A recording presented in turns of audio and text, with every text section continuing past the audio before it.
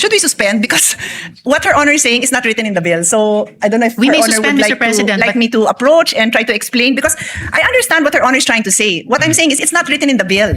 Mr. You President, can we ask may your suspend. staff because it's not written in the bill. We may suspend, Mr. President, but it is actually written in the bill, and I was Kindly read quoting it. the gentle lady Kindly read when it I into the responded to her record. question. Then read it into the record. So the latest concern of the gentle lady was So Her Honor made a statement that there are other ways the bill intends to support the indigent patient. And Her Honor mentioned letter A, B, C, D, E. Sabi nyo, 5 po yun.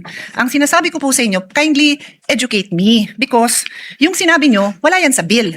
Ang naka-enumerate dyan na 5 items are, it says the promissory note will be secured by any of the following. So may promissory note pa rin. So Her Honor is simply addressing dalawang sitwasyon natin. Sino ang kailangan magbigay ng promissory note, at based dun sa dito sa amendment nyo, the indigents will no longer be required to execute a promissory note. Tapos dinagdag nyo, pero ito yung mga pwede nilang gawin. Wala nga ho yun. Yung sinabi nyo, wala sa bill nyo.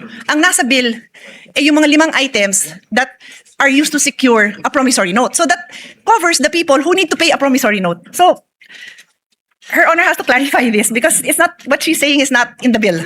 actually, Mr. President, it is in the bill. In fact, in answering this question, nag-take off po ako dun sa page 3, line 17, section 2, na kinwote ng gentle lady from Taguigan Pateros. And kaya tinalakay ko po yun na in lieu of the current promissory note system, it's still called the promissory note here, pero hindi na po yung solong mga collateral o ano pa mang meager resources na meron yung indigent patient or family ang magsisecure niyan. Ang magbaback up na po nun ay yung mga social protection agencies at saka government financial institutions natin, tulad ng SSS, GSIS, PCSO, DSWD, DOH. So in effect, Can Her the Honor promissory note, if I may just complete sure. this last sentence, the promissory note will no longer be issued by their lonesome nga po ng indigent patient and family, then bahala na sila sa buhay nila kung paano i-honor. In a way, it will be for the benefit of the hospital na mayroong hindi yung mahirap na iyon, pero may government institutions na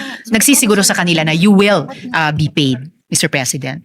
Should we suspend? Because what Her Honor is saying is not written in the bill. So I don't know if We Her may Honor suspend, would Mr. President, like but- me to approach and try to explain, because I understand what Her Honor is trying to say. What I'm saying is it's not written in the bill.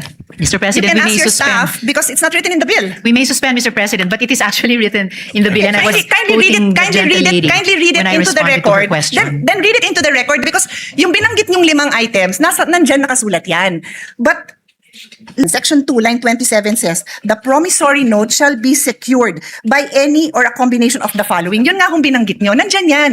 But it says a promissory note will be secured. My question was, paano mabubuhay ang mga ospital kung wala ng promissory note? Hindi nyo pwedeng ibato ito, kasi ito sabi, the promissory note will be secured by the following. Perhaps Your Honor would like to make an amendment that says that in lieu of the promissory note, kasi yun ang sabi ninyo. Ang sinasabi ko, hindi nga ho nakasulat. So would you like to propose? Because we are happy to study and support. But hindi nga ho nakasulat yun. Yun lang naman ang puntos ko. Hindi pwede kasi yung intention natin hindi klaro sa batas. Well, that's why I'm glad, Mr. President, that we are in the period of amendments, because this representation is very open to propose amendments, including subject to style, to not just improve the content of the bill, pero klaruhin ang crystal clear kung ano po yung intent niya. So no problem with that, Mr. President. Yes, and that is what I'm doing by